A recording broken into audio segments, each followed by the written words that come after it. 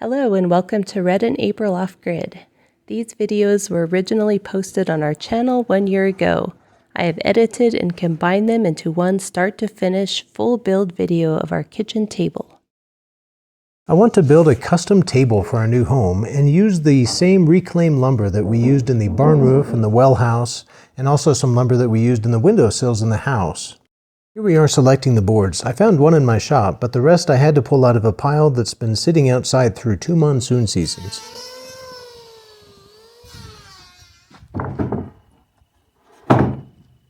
Okay, here's the tabletop.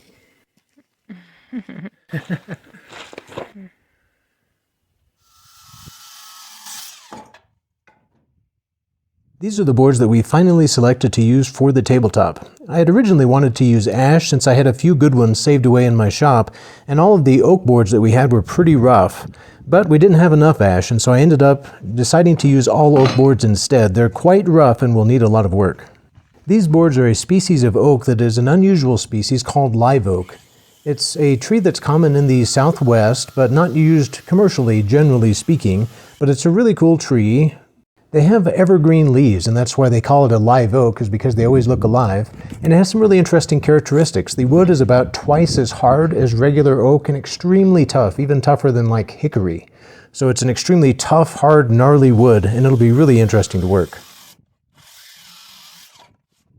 These rough cut boards are about 10 feet long, 2 inches thick, and 5.5 to 6 inches wide. So I'm about to cut off the excess here and trim them a little bit closer to the finished length, which will be 8 feet. This wood is reclaimed lumber, and it didn't start out life as A-grade commercial quality wood. It's definitely a B-grade wood, and it's had a long and difficult life. It's sat out in the sun and the wind and the rain for years, and so it is in pretty rough shape. It is cracked, it is warped, it is twisted, and it's going to need a lot of processing to turn it into a nice finished table. I'm using a couple of winding sticks and a very long level that's perfectly flat to help me out with this. The winding sticks help me get the twist out of the large flat side, and the level helps me get the edge straight. These boards are warped enough, twisted enough, and cupped enough that they need a considerable amount of work before they can even be put into a mechanical planer to take down to dimensions. So I'm using a hand planer here, and I'm just trying to take off the cupping, the warping. I'm trying to get one flat side and one flat edge. Now I'm putting the boards through my old Craftsman planer to get to a rough dimension. It is really working this planer hard. This wood is so tough. I'm having to really pull and push the boards through. This planer is also on its last leg. It's near the end of its useful life. I've had many good years of service out of it, but just about everything is about to die on it. Bearings, bushings, and I'm hoping I can get these boards roughed out as its kind of final last act of service for me.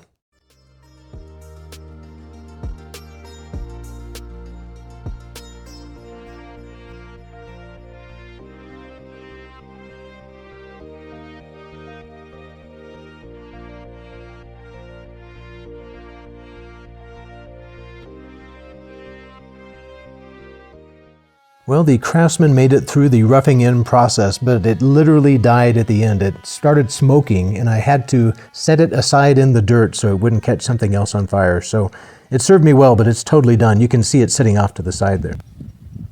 That is good. I've now brought out my newer Makita planer to take these boards to finished dimension, which will be 1.5 inches thick. These boards were just rough cut to thickness, and they varied between 1.75 and 2.25 inches thick, so it took a lot of passes. It's also really hard, so I had to take a lot of light cuts. For the next step, I had to break out one of my favorite tools. This is a number 22 Miller Falls jointing plane, and the attachment I'm using is a fence. Here I'm about to mark the board with a pencil so that I'll be able to see where the plane has cut as I go along. I'm going to use the plane and the fence to square off and straighten the edges of these boards so that I can join them all together to make a tabletop with no cracks in between the boards. These boards are really long and really heavy. They're 8 feet long, 1.5 inches thick of super dense live oak, and so they're way too heavy to put through my little power jointer. And so I had two options. I could either go out and buy a $5,000 or $10,000 huge jointer, which of course isn't practical, or I can pull out this wonderful old antique tool and do it the manual way. 100 years of tools, literally 100 years of tools.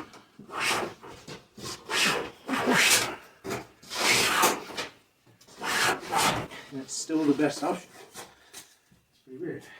Unless you have a big, expensive machine, but machines are great. I'd love to have one. This old plane is huge. It's about 22 inches long, and it's quite heavy.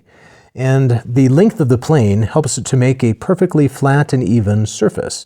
And the fence on the side allows me to keep the edge square with the other surfaces. I'm using a freshly sharpened blade on this wood, and it's still all I can do to move the plane along the surface of this wood. The wood is just so hard that it resists cutting, and I can do it, but just barely. It is quite a workout. This was a fairly slow and laborious process. I did it over the course of 2 days and about 4 sessions, totaling up to about 6 hours total. I had to break it up because it was so physically demanding that I just needed long breaks in between. My shoulders could only take so much. I've done a fair amount of planing on different hardwoods, cherry, walnut, ash, and this live oak is several times harder than anything else I've ever tried to plane. That's why it's so difficult. I'm putting all my body weight to take a light cut with a sharp edge. Getting close.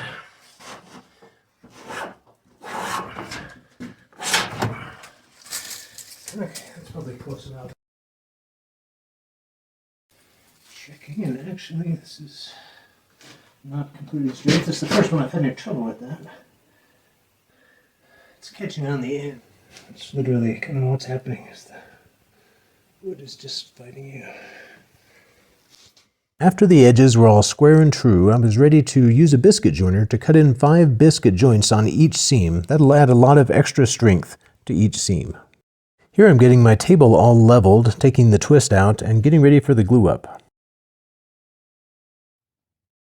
Well, it's glue up day. I have all the boards brought outside, I have them on my table, and I'm getting everything set up and getting ready for the big moment. It's always incredibly nerve-wracking to do a glue up on a project like this. I'm going to try to do the glue up all at one time. It's a cold morning and we had to bring the boards outside and let them sit in the sun a little bit to warm up. You don't want them to be too cold when you apply the glue. There's no way I could apply the glue fast enough myself, so I'm enlisting April's help. I'm giving her some instructions here, and we're talking about the sequence of operations that'll need to happen in order to make this all work out right. Here we are applying the glue. This is the stressful bit. Even with both of us working as fast as we could to get the glue on and get those biscuits in, it was really hard to do before the glue started to dry a little bit. So we're working against the clock to apply this glue. We ended up using over 1 whole container of glue in this glue up, so it's a lot of glue to get on and a lot of surface to cover. But we got the glue on and now we're clamping it up. As you can see here, in addition to the clamps, I'm using 3 sets of 2x4s that I'm bolting together with bolts that go all the way through. Those boards are there to keep the tabletop from warping during the drying process. It'll keep it nice and flat and straight, and the clamps are there to hold it all together tight.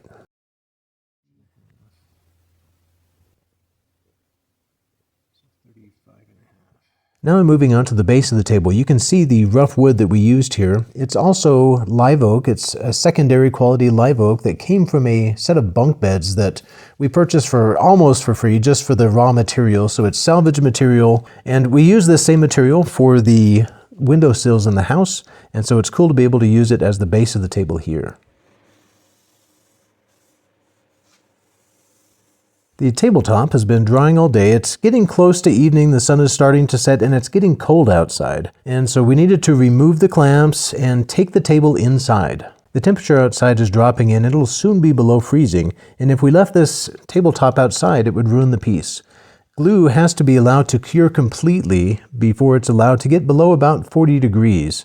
And it actually says on the bottle of glue how low you can let the temperature get. It's above freezing. I forget the exact amount, around 43 degrees or something along those lines. And you can't let it get 1 degree below that. It has to remain above that. Otherwise, it'll turn to powder and your piece will be ruined. So it's critical that you don't let your piece get below that temperature until it's completely cured. I've already ran these base pieces through the planer, so I have them dimensioned to thickness, and now I'm cutting them to length. These pieces cleaned up to a dimension of about 3 1/4 by 3 1/4, so it's very thick, very heavy duty. Each board is comprised of a laminate of about 5 or 6 pieces of 3/4 inch thick oak to create that 3 1/4 inch thickness.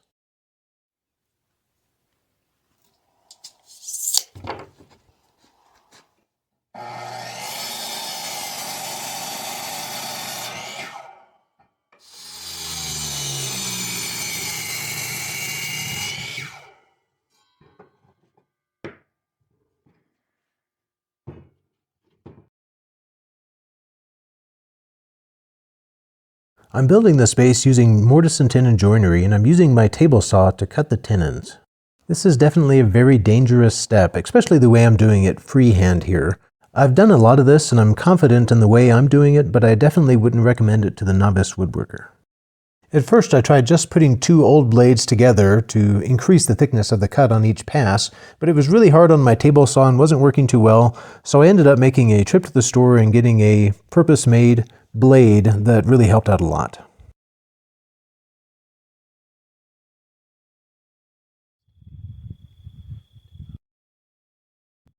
I've cut many tenons by hand in the past just using a saw and chisel, but it's really labor intensive and this is saving me a ton of time.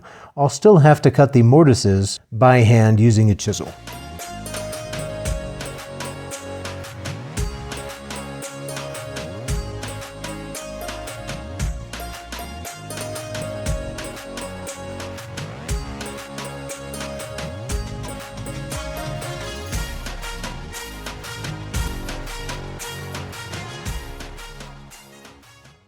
And now I'm moving on to the mortises, just taking out as much material as I can using different sizes of drill bits and then finishing up and squaring everything out with the chisel. I used a marking tool to mark out the border of the mortise, and then I just follow that border that I marked with a chisel. I like using a chisel that has a end plate that I can strike with a hammer. There's different types of chisels. Some are made to push by hand and they don't have a place on the butt of the chisel that you can strike. But I end up, using a fair amount of force, especially going through this type of thick, hard wood.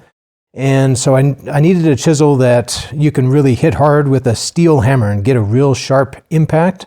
And so I just have a set of old Craftsman chisels that I use for this, and they're perfect. Another thing that was nice about doing these mortises is the tenons are all very close to the same size. Since I did them all on a machine, they're very consistent in size, and so I can just make all these mortises to the same size as well. I don't have to try to custom make each mortise to each tenon. That at least gets me close. It works for the general shaping. However, I do go back over it and do a little bit of fine tuning because I like as close a fit as possible for each tenon. So, for each tenon I make sure it fits perfectly and then I mark them so that I know which mortise goes with each tenon. It's interesting the tolerances that woodworkers use when you're making a mortise and tenon like this. You're actually working in the thousandths of an inch to get a really precise fit like this where it just barely goes down with a little wiggling and tapping. It's amazing how close it has to be in order to get those really tight fits. I used to be a machinist, and so I'm used to working in thousandths of an inch tolerance, and in fact one of the tools that I use when working with wood is a dial caliper, which allows you to measure in thousandths of an inch. And it's just funny that you use that same measuring tool for use with wood or metal. So these come in and out. This workbench is one that I built several years ago, and it is so nice for doing this type of woodworking. It has a special vise called a tail vise that allows me to grip wood that's sitting on the surface of the table. I've got the pieces for the table base ends all made, and now I need to create the cross piece that'll tie both ends of the table base together. I'm going to be using a modified dovetail joint to make that connection. This is a custom joint that lends itself well to hand tools, so I'm having fun here using a saw and chisels to create this connection. I've just drawn out a dovetail shape on the top here. It doesn't matter exactly the angles, just choose whatever angles you like to make a nice dovetail shape. And then cut it out as precisely as you can. It's important that the edges are straight and that you end up with a nice shape. I'll be transferring this shape onto the end pieces once this is all nice and cleaned up. I'm only making the dovetail part about 1.25 inches thick. Now I'm creating the other part of the connection, the slot that will receive that dovetail joint, and I'll be using mostly power tools and a chisel for this. I began here by transferring the marking from the crosspiece dovetail onto this end piece. I just laid the top piece on and using a pencil transferred the mark. Once that mark was there, I followed it as closely as I could with the handsaw. I felt like I could get close enough with the handsaw that I would just barely have to come in and touch up with the chisel.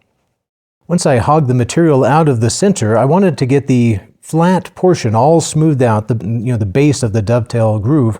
And so I used a router to do that. That worked really good. I was able to get a nice smooth surface. Then I just used a chisel to come back in, clean up the corners, and clean up the edges, get it to exactly the right width to follow that dovetail mark.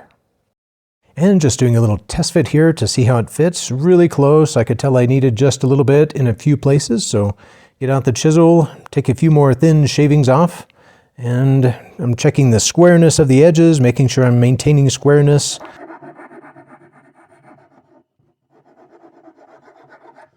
Also, I find it's handy to use a file occasionally instead of a chisel for really fine bits that you need to take off. A file is really handy as well. And here I am making some final adjustments with the file and fitting it into place.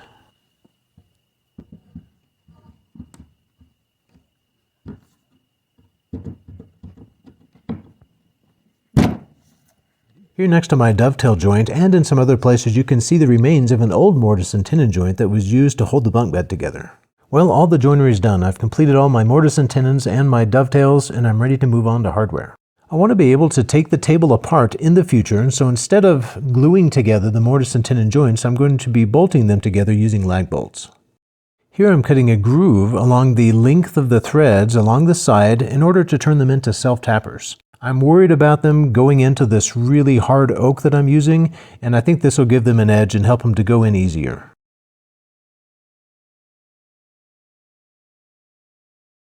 The tabletop is now dry, so we've brought it back out and I'm starting to work on the surface. I discovered that it had warped and moved some, and the reason for that is the cracks that are in this old wood. This wood is old, it's full of cracks going up and down the length, and I think that's allowed it to move a little bit while it was drying, and so I've decided that I need to stabilize those cracks by adding some bow ties.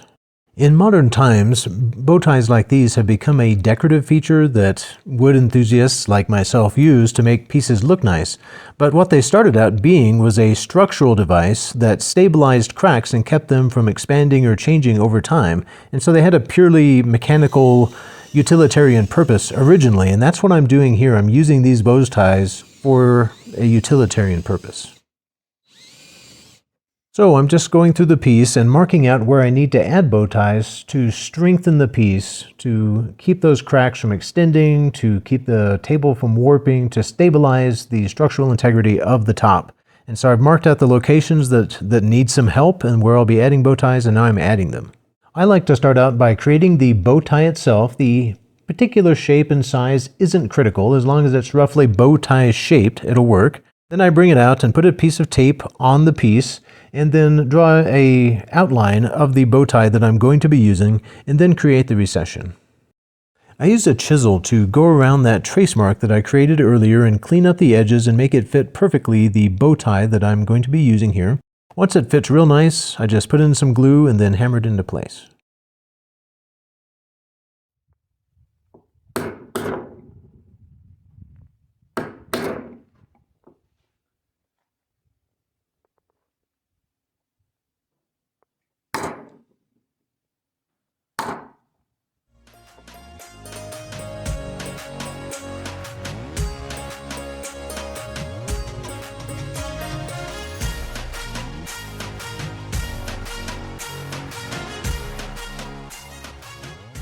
At first I was thinking that I wouldn't need too many of these. I could get away with maybe 3 or 4 on each side, but the more I looked at the piece and really started to closely examine it, the more I ended up putting in. By the time I was done, I had put 9 bow ties on each side of the piece for a total of 18.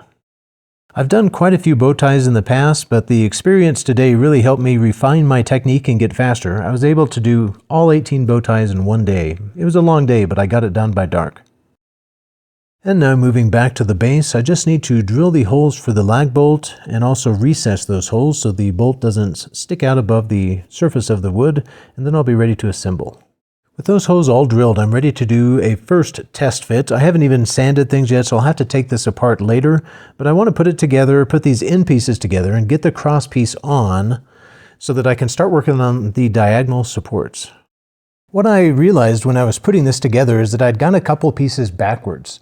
I wanted some of the showy features of the wood to be on the outside so that they were more visible, And when I put this together, I realized that I had somehow messed up and I couldn't orient it in that direction, and it really frustrated me because I wasn't able to easily correct it, but it worked out in the end. We got to looking at it and decided that showier, more character part of the wood looked better on the inside anyway.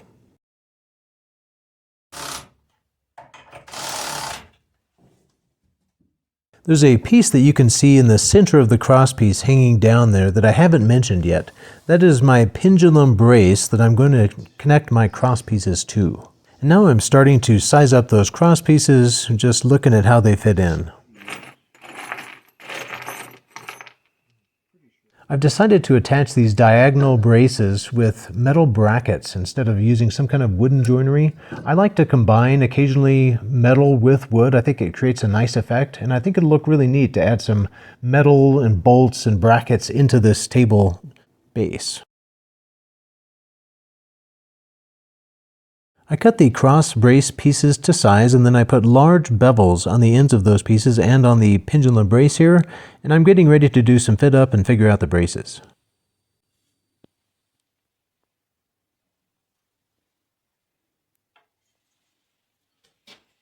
I'll be using some 2-inch wide by 1/8-inch thick metal strap to create the connections between the pendulum and the diagonal brace arms.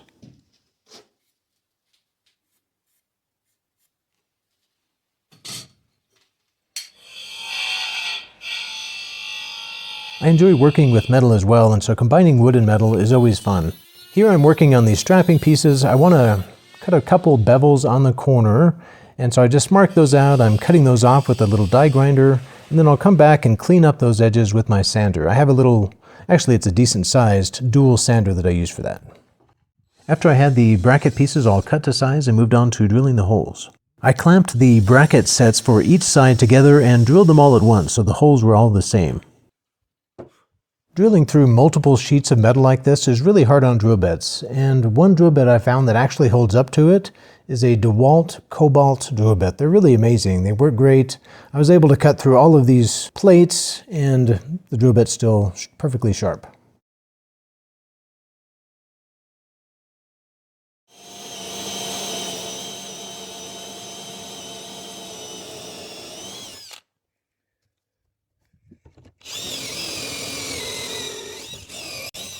These braces are almost finished up. I can't wait to see them on the cross pieces.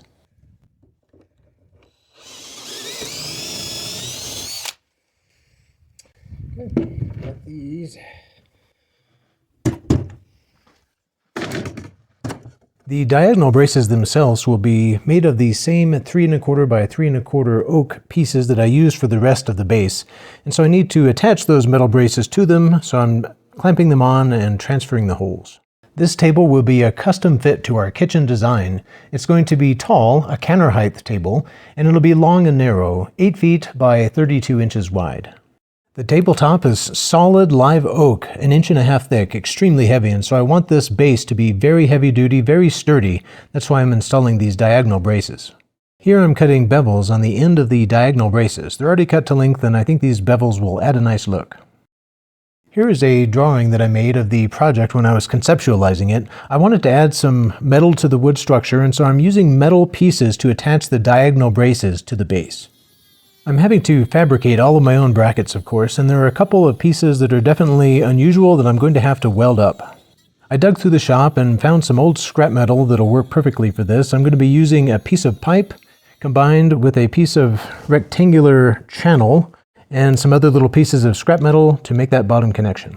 Here I am welding them together. I'm not the best welder, but I can definitely stick it together. I'm going to be grinding it all down before I finish it anyway. With everything fabbed, I'm ready to submerge everything in a couple baths of vinegar. This will remove the scale from the strap metal that I used and the piece that I fabricated, and it'll remove the nickel from the bolts, washers, and nuts. This will need to soak for about 24 hours, maybe 36, but it should completely remove everything, and by the time I'm done, I'll have a nice uniform color and look on all the metal pieces instead of having shiny bolts and dark scaly metal. I've removed the pieces from the vinegar bath. It's important to immediately rinse them, dry them off, and coat them in oil. They rust incredibly fast if you don't. Here I'm doing a little routing on the pendulum brace. The way these metal straps attached The ones from one side will overlap the ones from the other side, and I don't want them to stick way out, so I'm recessing the straps that go on one side of the brace and where those attach to the pendulum. I just trace the location of the brace and then use the router to remove the material to the correct depth and finish up the edges with the chisel.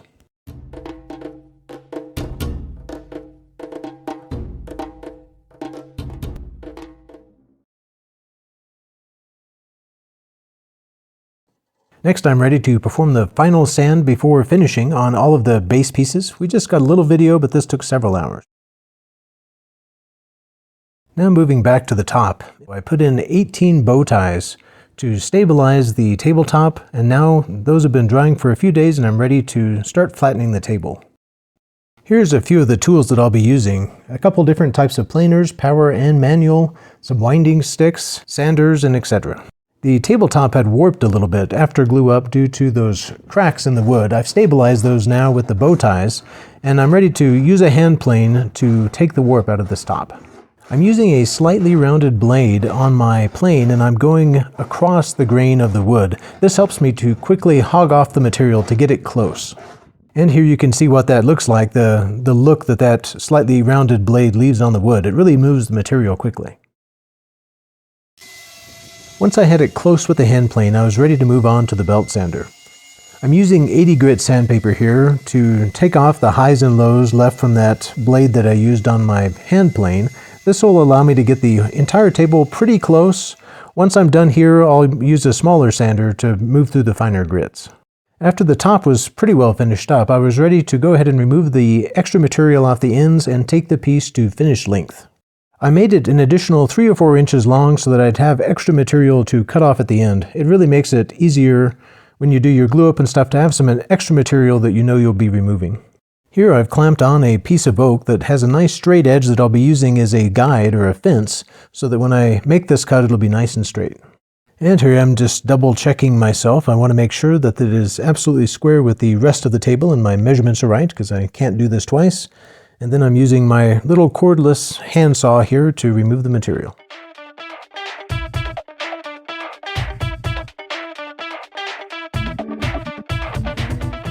Now I just need to move on to the other side and repeat the process over there.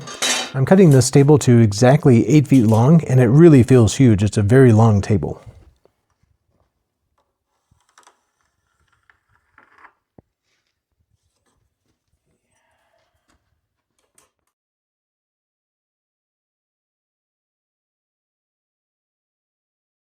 The next step was to put a chamfer on the edge of the table. I like a nice, simple, elegant design, and so a 45-degree chamfer was the perfect solution. This part was a little stressful for me, just because I'm always worried about the wood splitting out, especially along these long edges. Sometimes you can catch the seam in the wood or a natural crack in the wood and it'll just chip out a big long chunk. And I was really worried about that happening. Fortunately, that wasn't a concern at all. This wood is very hard, very tough and gnarly, and stuck together well, didn't want to chip out. The wood species I'm using for this table is all live oak, which is incredibly hard, gnarly, and tough. It's about twice as hard as normal oak, which is already very hard. So it's been interesting. It's very hard on tools. I've dulled 2 sets of chisels so far on this project and had to resharpen my plane blades many times. I was worried that this router bit wouldn't make it through this edging process. That pretty much finishes up the top of the table. It'll just need to be sanded later, but before I do that, I want to flip the table over and work on the underneath side. It is also a little warped and needs some work. So I just need to get this flatter than it is. I have an 8-foot level that I'll be using as a straight edge on the backside here to make sure that I have any warps or bows out of it. And so I'm laying that up and I'm just looking for gaps underneath. Then I do a little marking so that I can come back later and remove that material on the high spots with the electric planer to begin with. First I look down the length of the table and make some markings as I go for later, then I go across, make those same kind of markings, just looking for little gaps with the straight edge, just making some notes for myself, and I'll be using those as reference points as I'm going over it with the hand plane like here. Of course I'll have to do this several times. As I plane it off, I lose my marks and I have to measure and take a new look at it with the straight edge. This electric hand planer is wonderful for hogging off material, and I use it for that quite a bit, but once I get close, I have to move to the hand plane, which I don't think I got any video of on the back side here, but I use that quite a bit, and then finished up with a belt sander. I also did put a bevel on the backside, a much smaller bevel than on the top. The next step was to fill in the cracks and some of the bigger holes in this wood. This wood has a lot of character, lots of cracks that need to be filled. There was some wood boring insects that had left tunnels through part of this wood, and all of that needs to be filled in.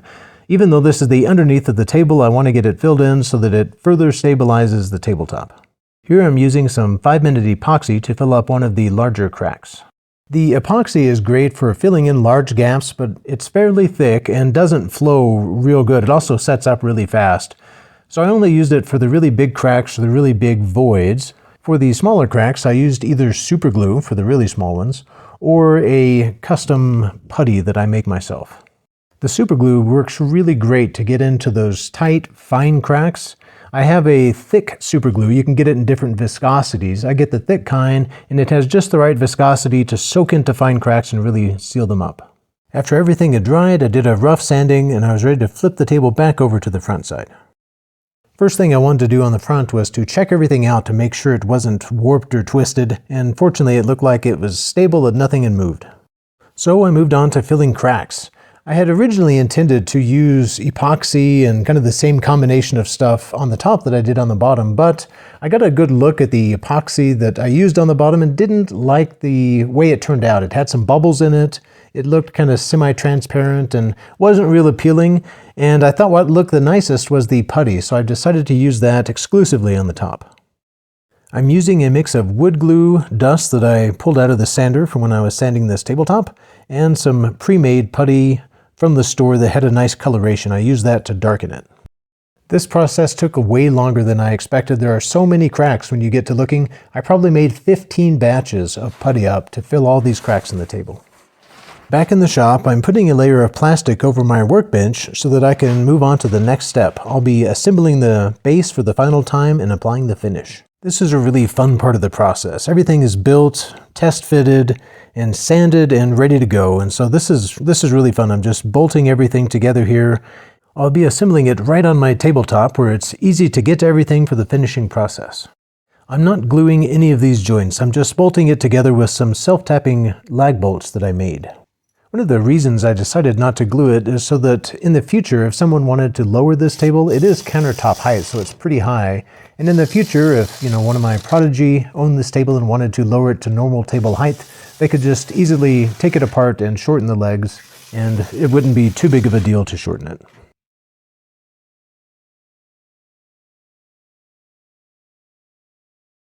The legs are standalone pieces that are connected by a crossbeam that I'm putting on right now. One thing I might mention is that I did put a little toe piece onto the side of each leg to raise the leg off of the floor by about an inch so that it just rests on those end toe pieces.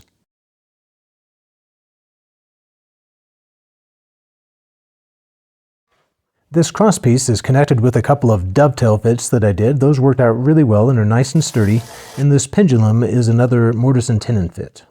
And it's finally time to apply the finish. I'm applying a nice wet coat of boiled linseed oil and enjoying the color and figure that it brings out in this wood. We'll be using a little bit different finishes for the top of the table and the base of the table. For the base, I'm just using boiled linseed oil. I'll be doing several applications, at least 4 and perhaps more, with a little bit of time for each one of those to dry. It'll leave a nice matte finish that's still beautiful and durable, but for the top of the table, I'll be using a heavy-duty polyurethane finish. The first coat is always the most fun to apply. It's so fun to watch as it's transformed from this dusty, pale color to this rich, vibrant, colorful wood that you see here.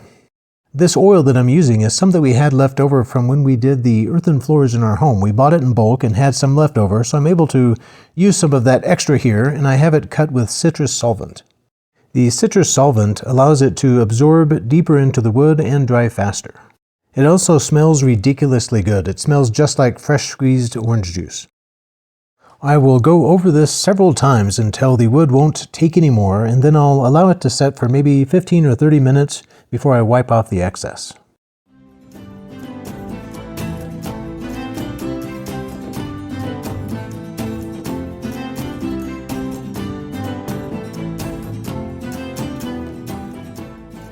Now back to the tabletop. I'm ready to sand down all of that wood filler and begin the final sanding process. I'm expecting this to take a good while, possibly a couple of days. I'm using a coarse 80 grit sandpaper on this belt sander to quickly remove the excess putty from those cracks that I filled. I did have to go back in and touch up or refill some of the cracks that I didn't get enough putty in the first time. Once the coarse sanding was done, I was ready to move on to the finer grits, and for those I move on to a small orbital sander. With the small sander, I started out with the 120 and then worked up to 180 and finally 220. I buy sandpaper in bulk in 50 packs, and it's a good thing I do because I use a ton of it, probably at least 15 or so of each grit. I use the hand sander to sand the sides and the chamfer as well. It's really starting to look nice now. It's getting very smooth to the touch and almost shiny even without a finish. And that finishes up the sanding on this tabletop. It is finally ready for finish. We're going to flip it over so the back side is facing up and do the finish on the back first.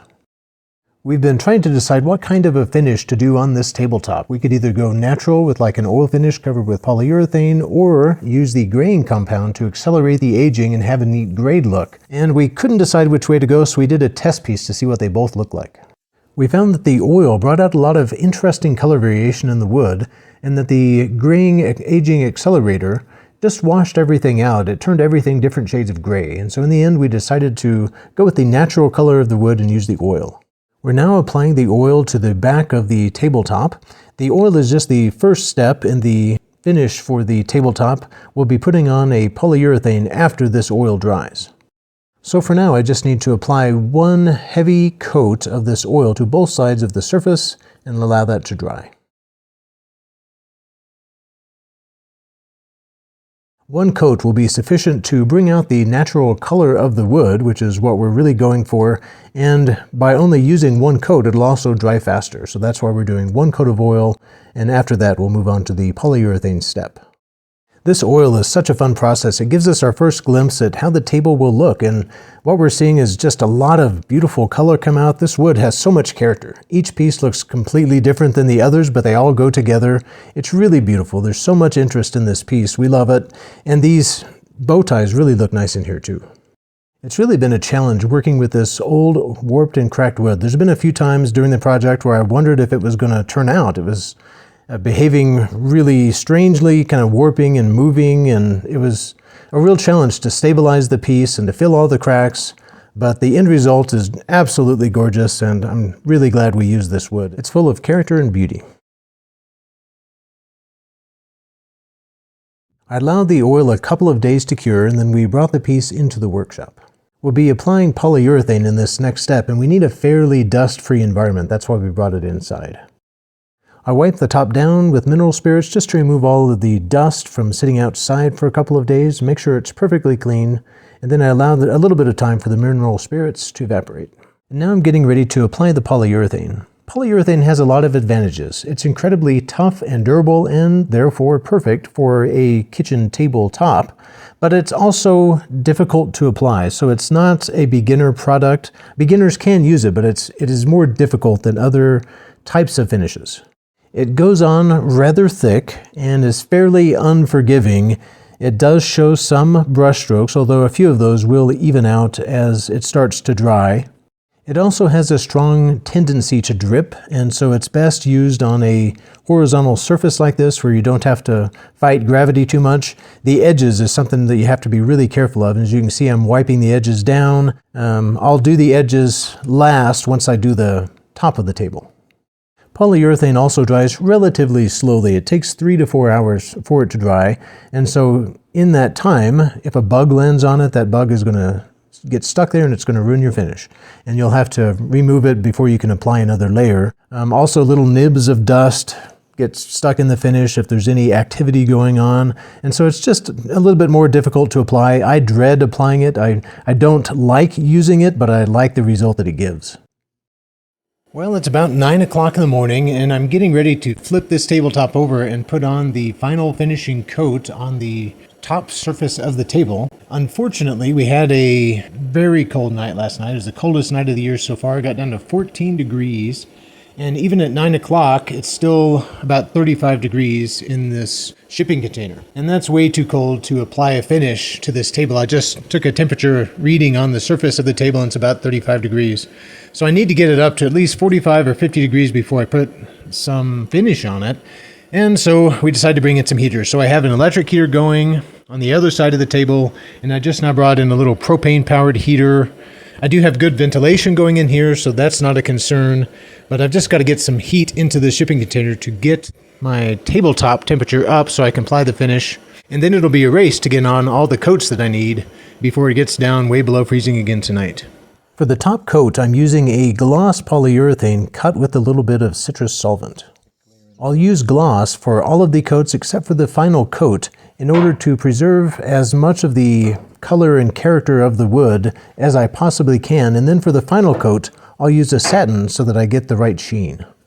Once everything was ready, we flipped the tabletop over to have the top side up, and then I cleaned off the surface with some mineral spirits before I applied the polyurethane.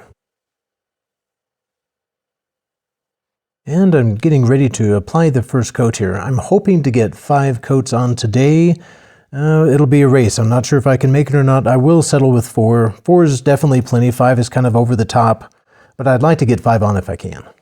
The reason this is going to be such a race is I need to wait 3 to 4 hours between each coat, and I need to put the final coat on before I go to bed at night, because if I wait until in the morning, it will have cured too much, and the next layer may not bond, so it all has to be done before I go to bed tonight. Since I got a late start this morning, the amount of coats that I'm able to apply today will be determined by the dry time. It's 9:30. Red is putting the final coat on the table. We'll go check it out. Well, it's late and cold, and I'm putting on the final coat. I'm using a satin for this, so this will be our finished sheen, so not too shiny, but I think all the color and character is still coming through, so I'm really happy with it.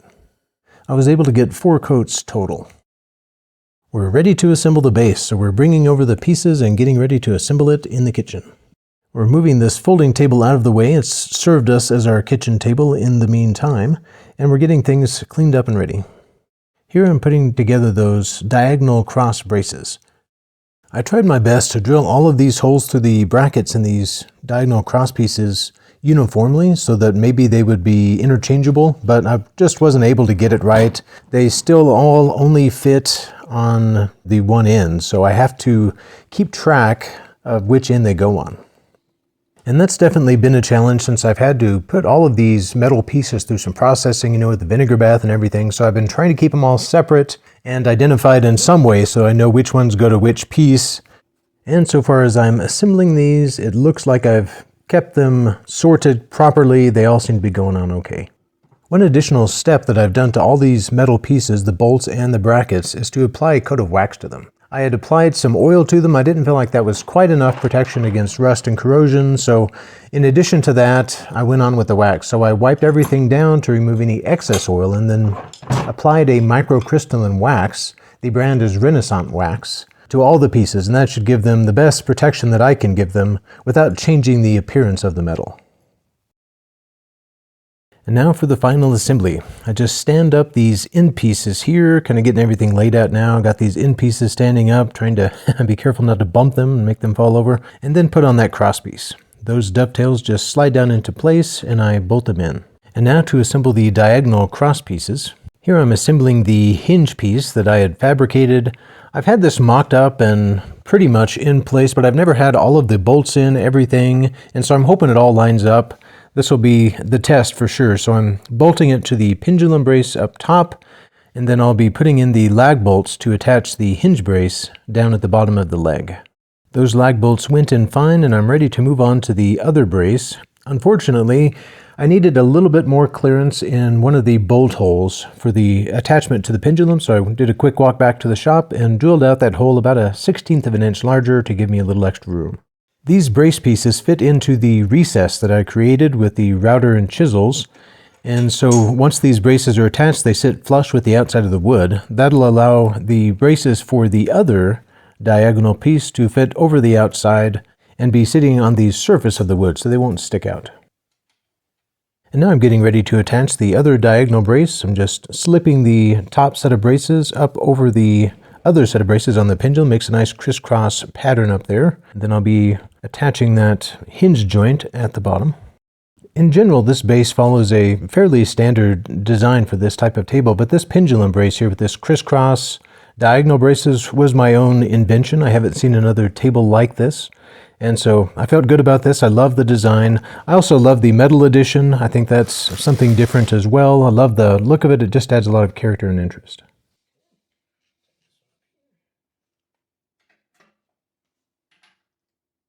And now I'm just tightening everything up, making sure everything is good and snug, and this thing turned out really solid. It doesn't wiggle at all. It is rock solid.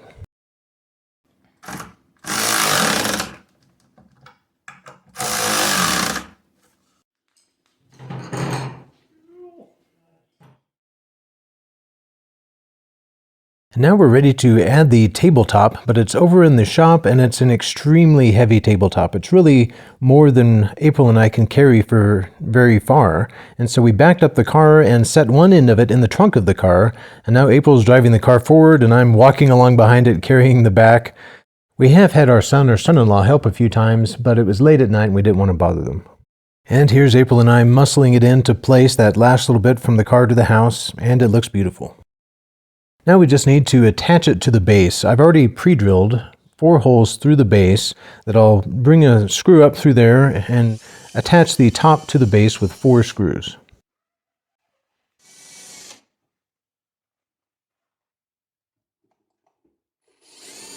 I've carefully positioned the top on the base and now I'm transferring those holes into the top. I need to pre-drill those holes into the top surface of the table so that I can get those screws in there without the screws breaking. This wood is extremely hard. So we just got it in place, we transferred the holes, then we moved the tabletop over a little bit so I could access the holes better, and here I am drilling those holes out, pre-drilling for those screws, and then we'll move the table back into place and I'll insert the screws. I will mention that I left plenty of clearance around the hole in the base that the screw goes through so that as the tabletop expands, there'll be clearance and room for that screw to move over from side to side and lengthwise a little bit. It's really important to allow for tabletop expansion when you attach it to the base so that as it moves with the different temperatures and humidity levels, it doesn't get in a bind. I'm just doing one last check to make sure the top is in exactly the right place before I put in the screws. I'm just getting them snug. I don't want them to be tight. I want them to be able to move. The screws have a broad washer type head, and then there's another washer on that so that it has lots of room to move. This slick waxed concrete floor made it easy to just slide along to make these attachments. It was easier than crawling. And the table is finally complete. This has been a really fun project. It's been really satisfying. We love the look of the table.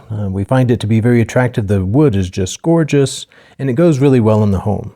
It's fun to make this table custom fit to our house. It's just the right size and design to fit our kitchen and dining area, and it was amazing to use all this reclaimed lumber that we had also used on the barn and on the well house and in other parts of the house, and so it really feels like it's bringing the whole place together in the home, so it has a lot of special meaning to us. We really love the table. Working with this reclaimed wood has been extremely satisfying. So glad we did. It has so much beauty and character, but it did take a lot more time and was much more difficult than using, store-bought, nice, clean, fresh wood. But this was satisfying in a way that store-bought wood just would not have been. This was also, of course, extremely inexpensive. Our total cost on the wood is only $12.50, and then by the time you add all the hardware and finishings, we're still less than $150 for this table. So our kitchen is officially done. We have the table in place. We just got our chairs in yesterday. Red got them put together this morning, so those are looking great. We have 6 of these, and then we have 4 bar stools. I really like how everything turned out. So it's 8 feet long. We'll easily be able to fit 10 chairs around it. Lots of extra space here. We did it narrow so that we can just use the countertops to put the food on, and then it won't take up so much space here in the kitchen. So kind of a buffet style. So it all really came together. Love this table. Love the character of the wood. We have more projects and updates coming up, so be sure to subscribe. Also, if you are new to our channel, be sure to check out our playlists and other videos. We have a complete playlist of our DIY home build and playlists sharing our son's Hyper Adobe house build, as well as videos on solar, aircrete, and gardening in the desert.